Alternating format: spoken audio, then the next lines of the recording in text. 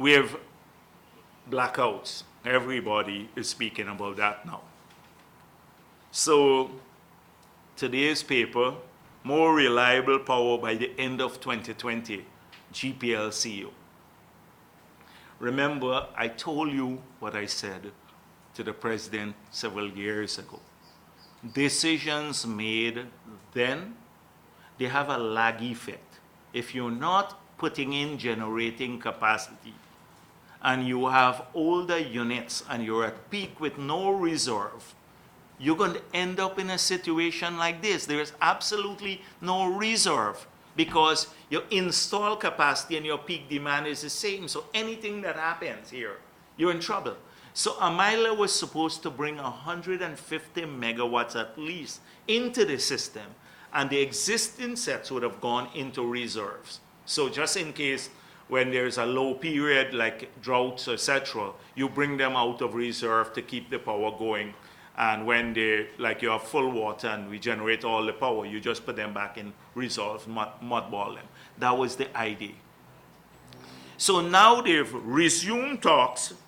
Chronicle said they have resumed talks that's on the 2nd of June. There's a plan to end blackouts. And they've resumed talks with the wind power people. And how many times are we going to say this? Buying wind power, even if it is not, if it's feasible, and it's not corrupt, because one of their sympathizers is the developer. The person who built the AFC office is the one who is talking about the project they're talking with. But even if it was a clean contract, wind power is not buying capacity, it's buying energy. What about the periods when the wind stops blowing? And there's several periods during the course of the day and in the night. You still need the fossil fuel to step up at that time. Because when the wind stops blowing, it goes down to zero. You go down to zero. And so you have to then match that with the comparable capacity to pick up that. You can't build future or satisfy future demand on buying just energy. You have to also install capacity. Just buying the energy from that kind of tenuous source, a tenuous source that moves up and down, unlike the hydro, which is pretty stable because the reservoir allows water to be there all the time. So that's the point. So what we've seen here is not, the minister now came out and said, oh, the PPP is to be blamed for this because the cable, the submarine cable got cut a couple days ago. Now, before that, a month ago, when we had blackouts, it was routine maintenance. Then it was the one line we have between the two substations, one at Sophia and one at GPL. A whole spate of that they're working on the transmission mains. For the past several weeks, that was the excuse. Now suddenly, it's the submarine cable. And PPP is to be blamed because we put that submarine cable there. Now, all the years, they are benefiting from the same investments made by the PPP. In the first year in office, they said they published achievements after a year.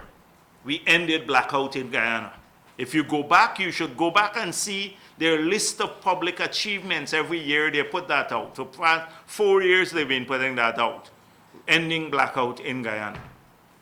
So it wasn't a problem at that time. But the real issue has been, one, there's been no board of GPL. The minister was running it. And it's not just GPL, the staff there. It's the minister who is responsible for all of this and this government.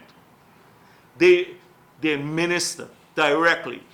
They didn't appoint the board and this cabinet. They didn't appoint a board for a year and a half. How could you have a corporation like that and not pay attention to that? How are the issues of generation and all of that dealt with?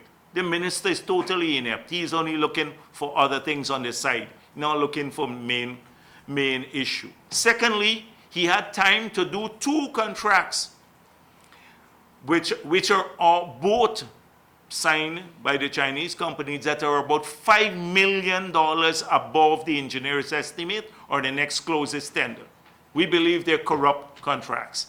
They've had time to do that. They've had time to run down the over $20 billion that accumulated in the period when the oil prices fell in 2015 and 2016, and they didn't adjust the rates. They accumulated in an account over $20 billion. Ran that down too. Now they're looking for financing, they said. He has had time to dismantle the Wärtsilä contract, claiming it was costing us too much. So he put his own people, he's running it, he's saving us money. Well, one of the things with that contract is that when they kept spare parts, in a contract of that nature, if you don't have a management contract, you go to the back of the line in a global company when you're buying spares.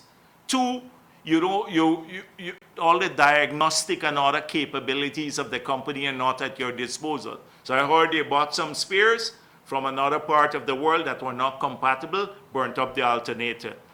So this is what's going on at GPL, and it's all because this minister has interfered too much.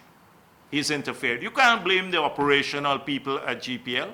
It is just that the guys did not have enough investments in the right area, and they're struggling with the system. It is the cabinet and this minister. And as I said before, I pointed this out to the president at the beginning.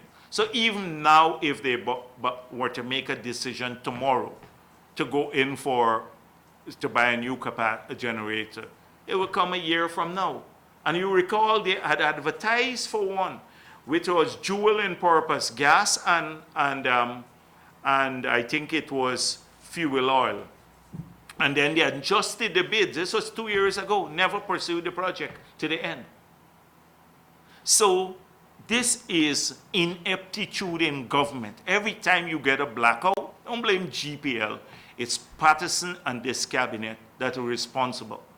Their warning signs were there from the beginning, but they chose to either take off the money, do the corrupt deals, neglect their board, neglect investments, etc. And we left them with a large sums of money. We had left them with over 30 million US dollars on an IDB loan to address some of the concerns. So there's no redundancy in the system. The reserves are all gone. I see now they said they're going to buy power from the private sector. So we don't have much hope that things will improve in the short term, but don't harass the GPL man who comes on the pole to fix your light. He has nothing to do with this. Don't harass him when he comes to your village or your part of the city or anything. They're not to be blamed for this.